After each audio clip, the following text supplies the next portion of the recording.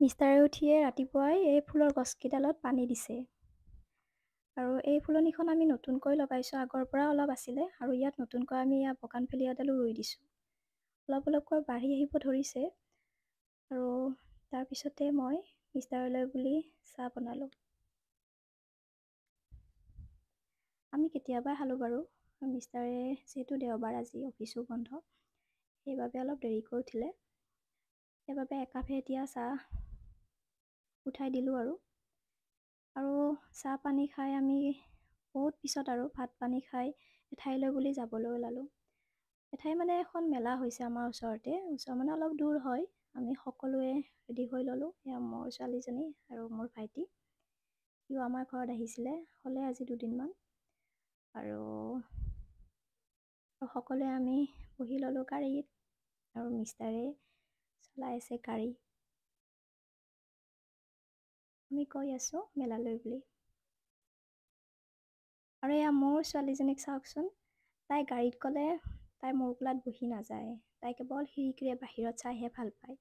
বাহিৰতনো কি আছে, কি যে কিবা দেখিলে, গৰু ছাগলী দেখিলে আকৌ চিঞৰি দিব, এনেকৈ চাই গৈ আছে। আৰু এনেকৈ গৈ গৈ আমি আহি পালোঁ টাউন, য'ত মেলাখন হ'ব। আৰু গাড়ীখন যিহেতু মেলাখন বহুত ডাঙৰেই হয়, বহুত দূৰতে গাড়ী ৰাখিব লগা হৈছে।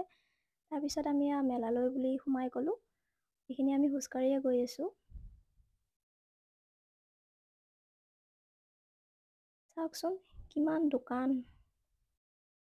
আৰু এটা বস্তু দেখাম ৰ'বা আপোনালোকক। এইটো কি দেখিছে বাৰু?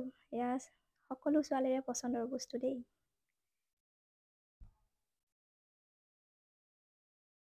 আৰু যে কত কি দোকান, কি লাগে, কাপোৰৰ পৰা, বেগৰ পৰা, চেণ্ডেলৰ পৰা সকলো পায় ইয়াত। আৰু এইখন হৈছে ফুলৰ দোকান। বহুত ফুলৰ দোকান আছিলে আৰু এইটো টুকুৰা চৰাইৰ বাহ। আৰু এই বস্তুটো মোৰ আৰু মিষ্টাৰৰ খুব পচন্দ লাগিছিলে, কিন্তু দামটো ইমানেই বেছি, সেইবাবে দামে দৰে নিমিলিলে বাবে কিনা নহ'ল। আৰু ইয়াত হৈছিলে চাৰ্কাছ। মানুহক আকৰ্ষণ কৰিবৰ কাৰণে এই মানুহজনে এই মুখাটো পিন্ধি লৈছিলে। আৰু এইটো চাই মোৰ ছোৱালীজনীয়ে যে ইমান ফূৰ্তি পাইছিল, তাই কেৱল হাতখন দাঙি দাঙি সেইফালে দেখাই দিয়ে। তাই বা কি বুলি ভাবিছে নাজানো। আৰু এয়া গধূলিয়ে খবৰ হ'ল। আৰু এইটো হৈছে চকৰি, আমি চকৰি কওঁ, কিছুমানে নাগৰদলাও কয়। আৰু এইটো চাওকচোন, এইটোত কোনোবা উঠিব পাৰিবনে কওকচোন? উঠা মানুহ কিন্তু এজনো নাই, মই কিন্তু নোৱাৰিম দেই। মোৰ ইয়াত উঠিব লাগিলে চাগে উশাহ নিশাই বন্ধ হ'ব। আৰু এইবোৰ চাওক, এইবোৰ চব 100 ৰুপিচৰ বেগ আছিলে। ডাঙৰেই হওক বা সৰুই হওক, সকলো 100 টকাই দাম আছিল। আৰু সেই চেগতে দাম কমতে আমিও কিনি ল'লোঁ।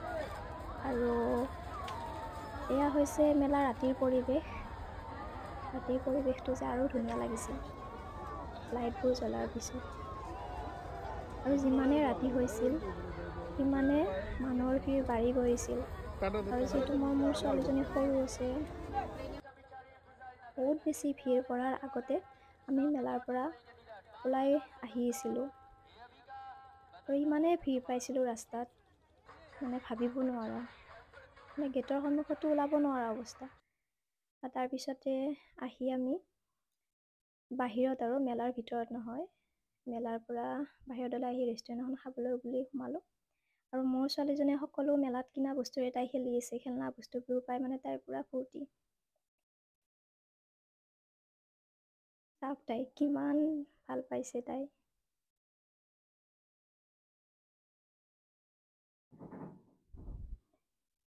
আৰু খাই ওলাই আহি দেখিলোঁ V2 বুলি এখন নতুনকৈ মল হৈছে। ভাবিলোঁ 2-এটা বস্তু কিনিব আছিল। ভাবিলোঁ ইয়াত সোমোৱাৰ কথা নাছিলে, গমো পোৱা নাছিলোঁ এইখন যে মল হৈছে। ভাবিলোঁ নতুন মল চাওঁ কেনেকুৱা কি, কিন্তু সোমাই দেখিলোঁ ইমান ধুনীয়া আছিল, কম দামতে। বৰ বেছি দামো নহয়, কমো নহয় বস্তুবোৰ। 2-এটা বস্তু লৈ এয়া মই পে'মেণ্ট কৰিবৰ কাৰণে লাইনত থিয় হৈছোঁ। চাওকচোন কিমান ভিৰ লাগিছে। আৰু পে'মেণ্ট কৰা হোৱাৰ পিছত আকৌ আমি ঘৰলৈ বুলি যাত্ৰা আৰম্ভ কৰিলোঁ। এয়া আমি আহিছোঁ ঘৰলৈ বুলি। আৰু আপোনালোকে আজিৰ এই মেলাখন এই ভিডিঅ'টো কেনে পালে মোক জনাবলৈ নাপাহৰিব আৰু কোনোবাই যদি এই ধুবুৰী মেলাখন চাইছে প্লিজ কমেণ্ট কৰিব। আকৌ এটি ধুনীয়া ভিডিঅ'ৰ সৈতে লগ পোৱাৰ আশাৰে আজিলৈ বাই বাই।